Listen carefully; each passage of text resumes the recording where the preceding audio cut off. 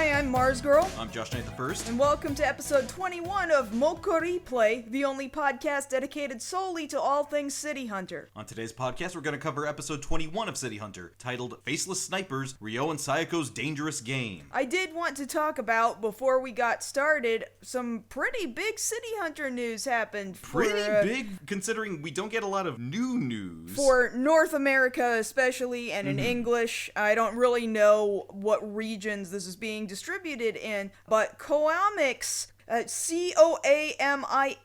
Coamix. They're a publisher, a digital manga publisher. Actually, they were the ones who originally published City Hunter over here in North America under the Gutsoon brand. You know, they had the Raijin comics that were published for quite some time. That was a long time ago, though. Yeah, those were our original publications of City Hunter and Fist of the North Star and all that. And then they were the ones that put out the original City Hunter English manga that we originally had. The little bit that we got. The 5 volumes that we got. So, but now on their digital manga platform, which you can both look at on your web browser or through an app, you can now read the first 10 chapters of City Hunter for free. Free, yeah. There's some wackiness as far as the app is concerned, where there's like this recharge where you can only read like so many free chapters a day, but if you're like literally only reading City Hunter, it's not a problem, considering at the moment there's only 10 chapters currently available. And I found out thanks to a mutual of mine, because I spend quite a bit of time on localization Twitter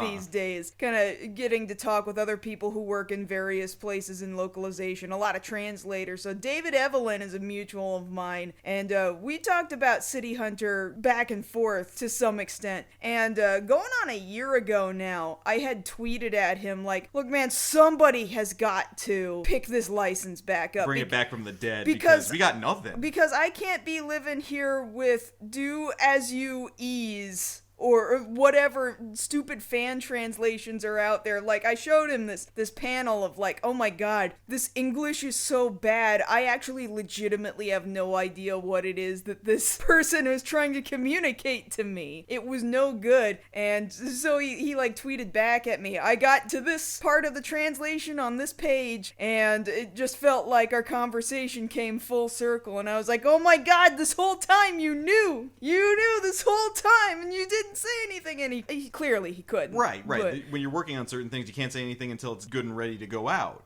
So now you all have the chance to read City Hunter along with us for free, and it's a great time to be a fan. First 10 chapters, I mean, we've blown past those first 10 chapters as far as the anime is concerned, but I do want to take some time and talk about, like, man, I was only able to nab volumes 3 and 4 of those old 2002-2003 publications, right? And even, like, we brought it up a few episodes back, like, oh wow, this got really graphic and really violent, wow. And you read these first 10 chapters, and you're like, oh my god, it's basically the plot of these anime episodes, but dialed up to 11. Like, the biggest departure that the anime makes from the manga is that the manga makes it way more clear that Ryo is a stone-cold killer. Yeah, the anime has really toned down his killer tendencies. So, like, one of the first episodes of the anime, I think it's the first episode of the anime, and they rearranged it from the order of the manga chapters. What, with the BMW killer? The BMW killer. So in the anime, like, Ryo shoots his tire or whatever, and then he hits like a water fountain or something, and then the car just explodes, and you assume the guy has died in it. No, Ryo in the manga has shot through the dude's windshield and shot him straight through the head, and it's kind of graphic. So, like, there's no questions. Ryo is the direct murderer, and they decided for the sake of the anime, we need to make him a slightly indirect murderer for the sake of TV. Make it a little more ambiguous as to, well, it could have been the crash, it could have been the way he drove. The bullet had a part in it. Manga, this guy's like, headshot. Oh, headshot. He headshots. Running riot.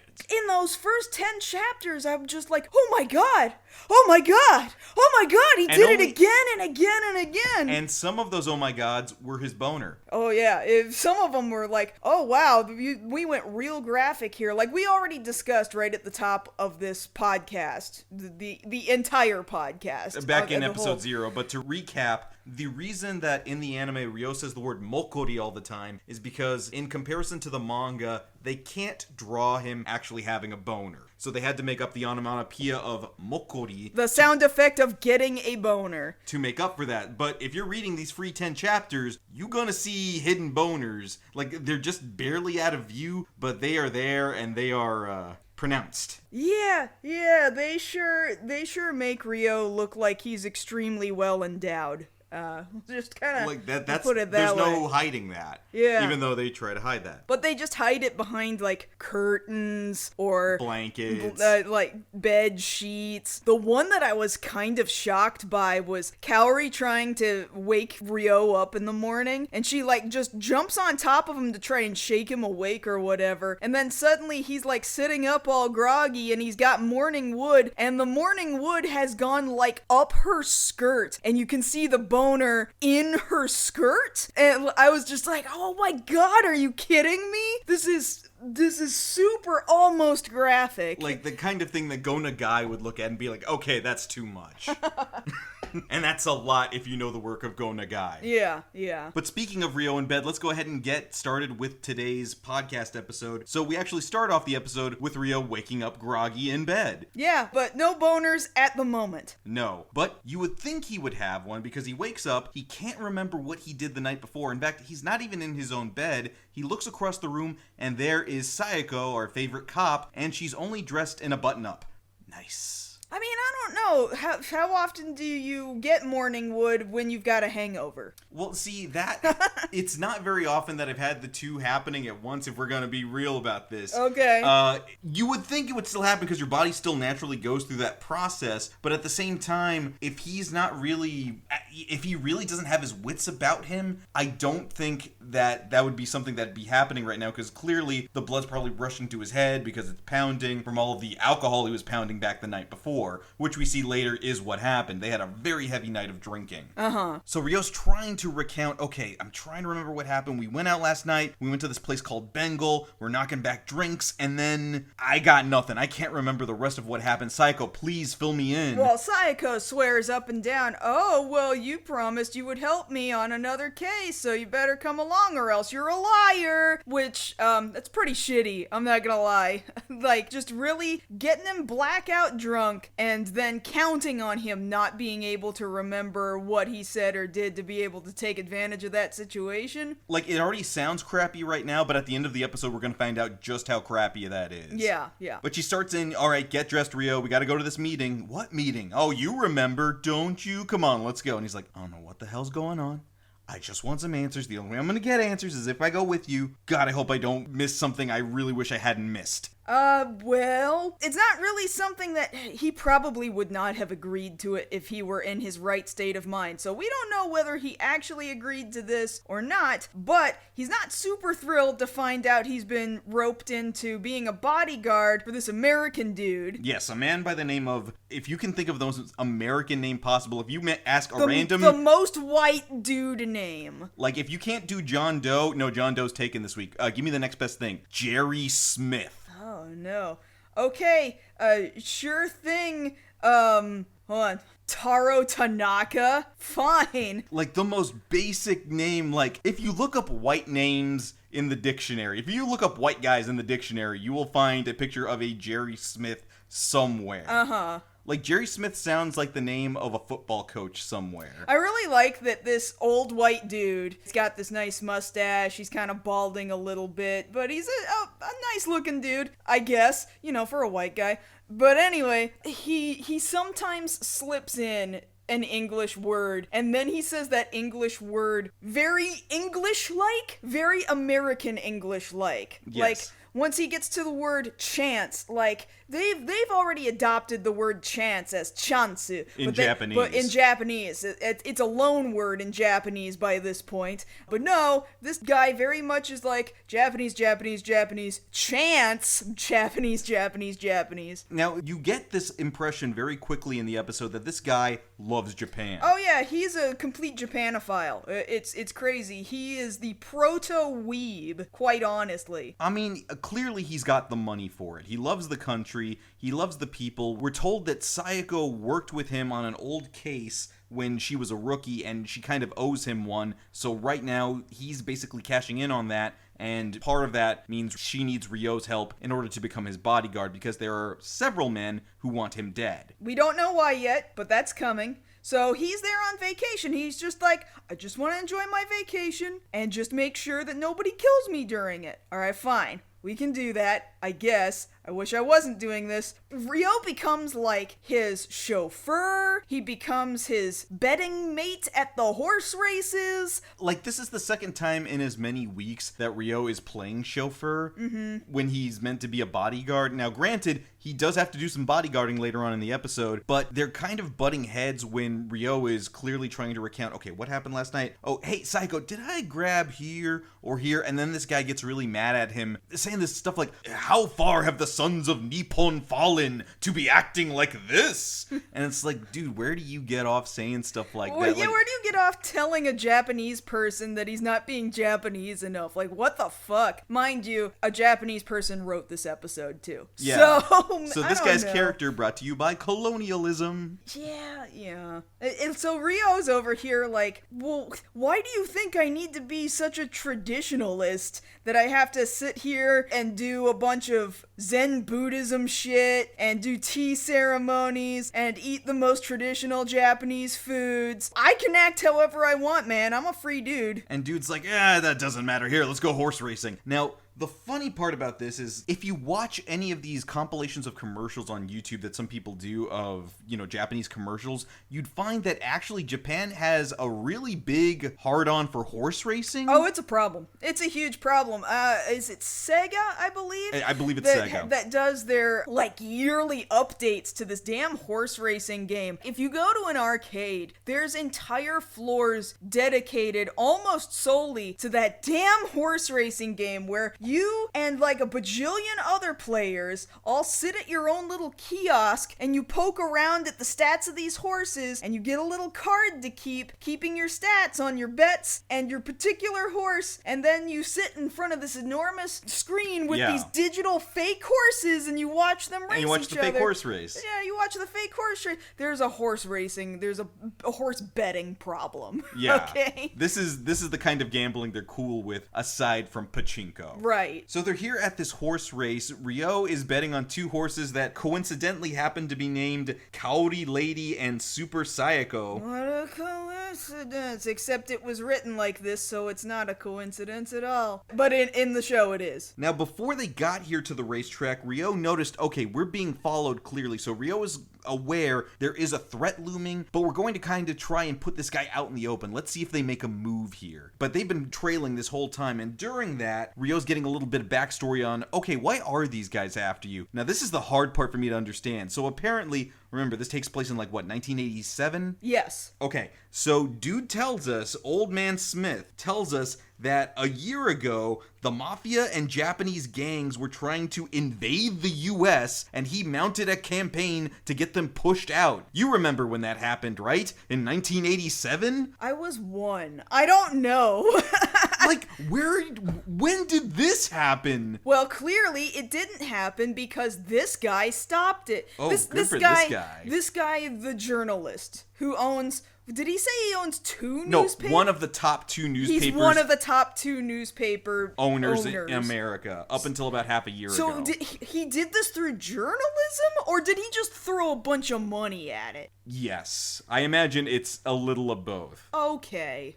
This guy thinks he's some kind of crusading newspaper man, but really, I imagine it was all money. But also, I'm realizing we're gonna have to come back to this idea later. That entire story could could be a lie? It could be a lie, but I imagine there's something to it ever so slightly. Maybe. Now, something to note is that the entire episode, Cowdy is seen, but she is pissed. And that is her whole motivation for the entire episode, that Ryo didn't come home last night. She technically doesn't even accomplish anything the entire episode. She doesn't accomplish anything other than being mad. Where was he? Oh my god, he was gone this entire time. I'm gonna go eat away how angry I am. I'm gonna go practice shooting. I'm gonna go get my hammer and practice my skills. I'm so mad he didn't come home last night. And it's like, Cowdy, what the hell? Like, you guys aren't dating. Like, he can stay out the night. Why are you so angry?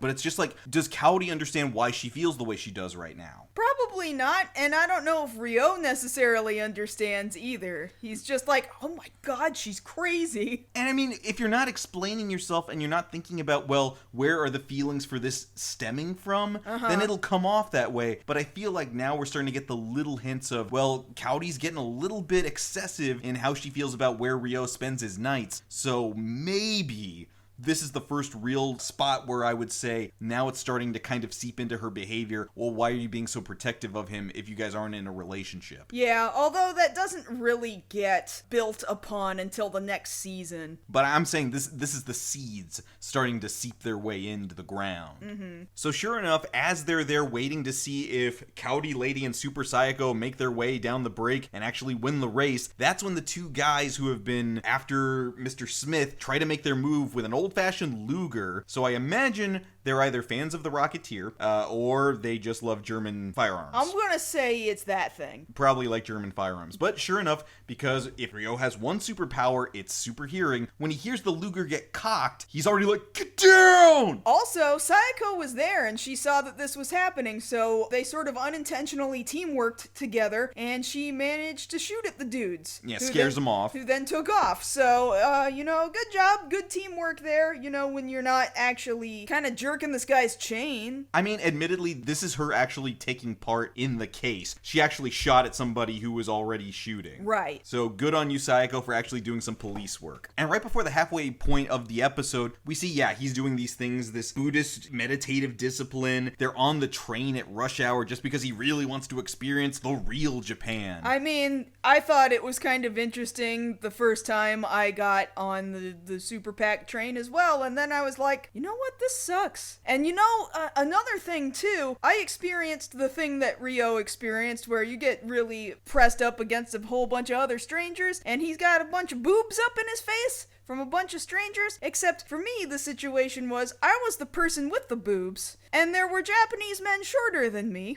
and that's not actually all that fun. I imagine not. Now, here's the weird part about that. So Ryo is, in fact, pushed up against these boobs, calling it Mokkori hell, but he never actually gropes anybody on the train. Thank God. Well, yeah, that's really, like, the worst place it happens. Yeah, there's a whole video game we just finished about that very thing. Play Lost Judgment. So that night, as Ryo, Sayako, and Mr. Smith are having dinner, he excuses himself to go make a phone call. Mr. Smith excuses himself. Yes. And he's talking to somebody on the phone saying, hey, you have 2 more days before I go back to America. Saying America very English. You have 2 more chances, and if you win, you will get the money. The arrangements have been made. Okay, bye. And so now we're starting to get this feeling, okay, something's not right here. He set something up and he hasn't told Ryo. Maybe Sayako knows, but of course she's going to hold that information back until the absolute last minute. Right. They finish their dinner and they're supposed to go back. I guess we're going to assume that we're taking Mr. Smith back to his place where he's staying. And just as Mr. Smith is about to get inside the Mini Cooper, Ryo's like, whoa, whoa, whoa, whoa, whoa, whoa, whoa. Hold on. I had left a piece of tape on the door. The tape has been torn. Here, Sayako, give me your handcuffs. And rope. And I'm going to tie the rope to the handcuffs and I'm going to handcuff the door handle and then I'm going to step all the way back here and I'm going to pull on the rope and then the door is going to open.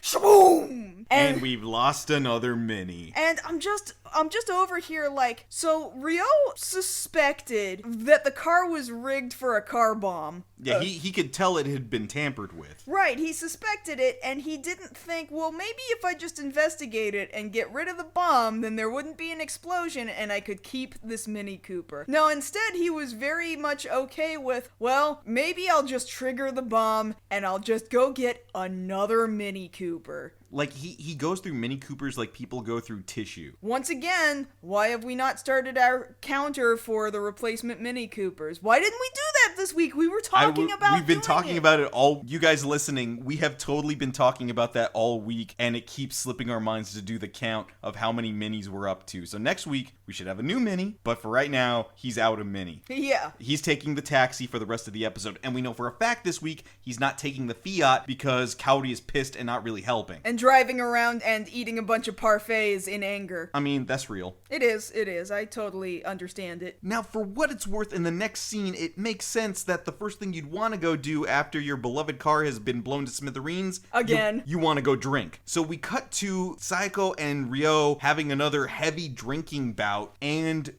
this is kind of weird. They're kind of having a roofie off between each other. Yeah, so they're like swapping each other's drinks, and you watch as Ryo puts... Well, Saeko went first. Well, we didn't see Saeko do it. We did. You could see her pouring Ryo a drink, and she's got a little powder in her hand that's also going into the drink. And then Ryo, like, slips the pill into her cup, and then he's like, but I swapped the cups. So, in the end, like, she thinks, haha, well, I found your pill. And he's like, yeah, but I swapped the drink that you had poured your powder into, and so now you've roofied yourself, haha! To be clear here, it seems that Ryo is only doing this to get back at her, not for any other motive than to get back at, hey, you did this to me the other night, that wasn't cool, now you get to feel what it's like. The entire situation's real fucked up, though. It is. We're not trying to hide that. Mind you, Saeko totally started it, okay? Like, Ryo did not start this. He did not try to roofie her to sleep with her, which I should clarify, it wouldn't be sleeping her if she was passed out. That would be rape. Yes, because there's no consent there. There's no consent there. But he does not do that. Like, he just is kind of like, haha, you think you can just get me to black out and then you can have me tag along for whatever the fuck it is you want me to do without actually getting my consent on that I'm just gonna show you that, haha, I can do this too. And then he walks her to her room and then just kind of stands guard over her all night. And then before she wakes up, he leaves. And he leaves a note saying, hey, I went out to sea with the old man. Again, PSA, consent is everything. Don't roofie anybody. Yeah, don't roofie anybody. Maybe not even just to prove a point. Yeah, this is an anti-roofie podcast. Can't believe we have to say that. But we kind of have to address it. Yeah. So old man Jerry Smith over here has hired or commissioned an old fishing boat, like a real old, like you see it in the background in some episodes of Samurai Champloo style fishing boat. He doesn't even have bait. He's just kind of there with a stick and a string. And Ryo apparently got this information out of Saeko last night about what exactly is going on. So dude over here, Jerry Smith, does not have long to live. He's got some kind of terminal illness, and he's decided to make the last of his days really exciting by having a giant game. He's got hitmen, he's got bodyguards, and the bet is for his life. This seems really illegal, but okay. I mean, there's like one or two like movies I can think of dudes who do that. Like, that's the plot of the movie. Cool. Doesn't make it legal. I saw it in a movie once. That makes it okay. I didn't say it was okay. I just said I'd seen it before. Because think about it. Now, Ryo could be out here murdering dudes, and it's because this guy put these other people's lives on the line? Well, the answer to that question is yes, because he's about to murder some people who are trying to murder him. So as he's giving all this exposition of, oh, so this is all that's going on, Saeko agreed to help you with this on the condition that she brought me, City Hunter, on as your bodyguard, because she figured if I was here, you'll probably live. Mm-hmm. And if you live, there's a good chance that she'll get what she wants, which is for you to live happily the rest of your days, however many days you have, instead of, like, you know, having a stupid death wish. Admittedly, this did get him to realize, you know, I've actually been pretty happy while I've been out here. Life's kind of alright. You guys are alright. You have a point there, City Hunter. Yeah, you're okay. Oh, well, too bad these guys are coming to murder me right now. Bang, bang, bang, bang, bang, bang, bang, bang, bang, bang. So we got two guys on speedboats, and it's very much, if you've ever played the first Uncharted game, it's just that. You're on the boat, and there's all these other speedboats going around you, shooting at you. Bang, bang, bang, bang, bang, bang, bang, bang. And Ryo murders these men. He's shooting guys in the head. Well, he murdered cornered a couple of them, and then another one's about to ride up on him, like, ha, I'm gonna run you over with my boat, and then Sayako comes up with her own boat, and then she's like, bang, bang, bang, bang, bang, bang, bang. And she's got an Uzi, and she's like headshotting dudes. So she killed somebody this week. Well, a cop can totally get away with that and not get in trouble for it. Not like they should, but that's a thing they can do. Man, you did it to me this week where you made it too real. It's too real. What is funny, though, is when the two boats that are left over crash into each other and a nice little explosion. Whams! So we had the mini explosion and we had two boats explode. We had two good explosions this week, actually. Really? It's like a 3-for-2 deal because it's two boats, one mini? Yeah, but it was only two explosions. Just because two boats were involved didn't make it two separate explosions. So it was like a Groupon, 2-for-1 explosion. Okay.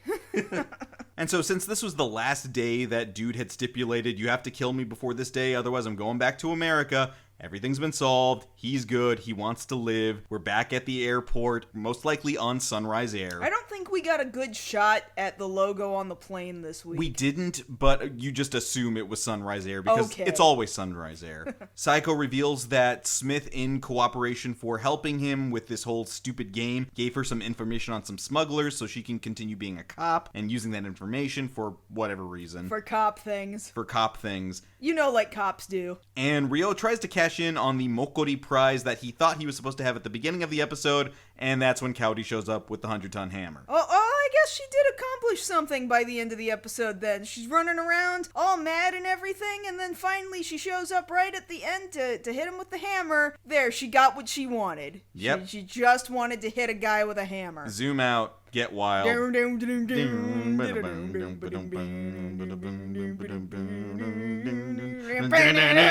It's such a good song. It's so good. But yeah, that's the episode, and Kaori didn't do anything to help the case this week. No, she just kind of existed. Like, she's just there in the background living her life. And this is what I'm telling you, is that this first season, it's not the super Kaori season, but by the time you get to City Hunter 2, it most definitely is. Oh, absolutely. And I can't wait until we get that far. So, yeah, we got another episode with Sayako. How many more episodes until we get Umibozu back? Do you want me to Google that real fast? No. Okay. Well, then I don't know. I don't remember. I miss Umibozu. I know we get more of him in season 2. Oh, for sure. Yeah, all your favorites will be back. A lot more often. Yes, and with more character development. But for right now, it's the funny Ryo show. Thankfully, he didn't do a lot of groping this week. He was groping... He considered it, Well, but he was didn't do it. groping at Sayako, but he never actually touched her. He didn't grope anybody on the train. He did start to lift her skirt, though. He did get hit for that, though. Yes. So, not quite a week without incident. Also, he did totally roofie her. He just left her alone, though. But he got roofied twice. Well, okay, no, Sayako tried to roofie him a second time, and it didn't work the second So he was time. just drunk the second time. Yeah. Okay, so it was 1-to-1 roofie ratio. Yes. Which is still terrible. Don't do that. I don't really want to talk about roofies anymore. I don't either. Just in general, Sayako can be a good character, just not this week. And especially once you get into the latter seasons, I actually start to really dislike her. I think it's, City Hunter 3 or City Hunter 91, where she's like, oh, I can't stand like, her. really insufferable, and you really start to see, man, it's not just funny anymore. She really takes advantage of this dude, like, a lot. Yeah. Like, you start off thinking, oh, Ryo's got it coming, because he's such a sleaze, or whatever, but no, at a certain point, she's kind of being a bitch. I mean... That's just our read. You guys could probably watch the episode, maybe get a different read. You could. That's just my opinion. In my opinion, opinions They change from person to person, that's how they work. and they're not factual. Yes. They're not facts. They're opinions. That's why they're called opinions and not facts, because we have a word for facts, and that word is facts. Yes, and when you have opinions and you want to share them with people, you record them and you call it a podcast. So that having been said, come back next time when we cover the 22nd episode of the TV series, Ryo Plays Cupid, Here's to Diamonds. If you want to catch us both outside this podcast, you can always find us over on Twitter. I'm at Josh Knight First. And I'm at Mars Girl. Thank you all so much for listening to our 21st episode of MokkoriPlay. And if you don't come back next episode, I'm gonna break a hammer over Josh's head first thing in the morning. Wait, what?